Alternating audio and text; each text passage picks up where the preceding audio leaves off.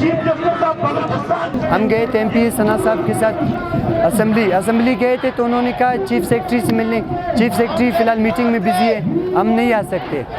बाकी वज़ीर तालीम से हमने कांटेक्ट करने की कोशिश की।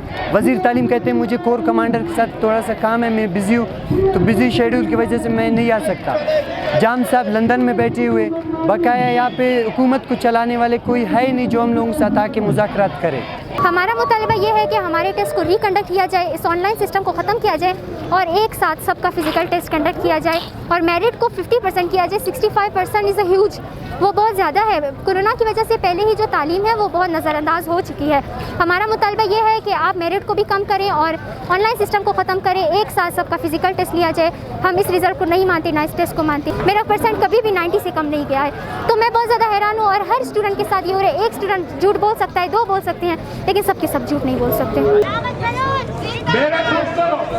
पहले दिन हम लोगों ने 8 तारीख पे एहतजाज किया था, तो पुलिस की तरफ से हमारे लड़कों पे तशद्दुद हुई थी, हमारी बहनों पे तशद्दुद हुआ था, तो उसके ख़िलाफ़ कार्रवाई किया जाए।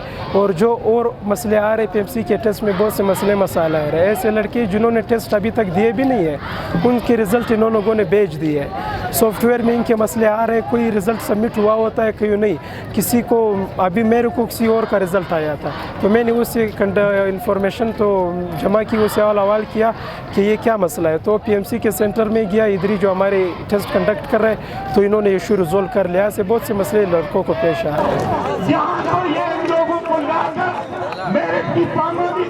उन्होंने जो टेस्ट था ना हमारा सिलेबस के मुताबिक होता, हमें कोई इशू नहीं होता। सिलेबस तो अपनी जगह, इनका जो टेस्ट था वो आउट ऑफ कोर्स था और इन्होंने खुद डेमो में दिखाया था कि हम स्केप नहीं करेंगे, आप क्वेश्चन स्केप करें उनके नंबर आपको मिलेंगे। इन्होंने खुद डेमो में दिखाया था।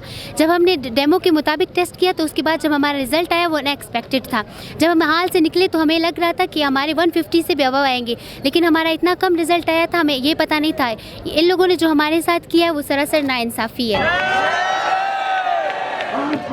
अफसोस के साथ कहना पड़ता है, कल के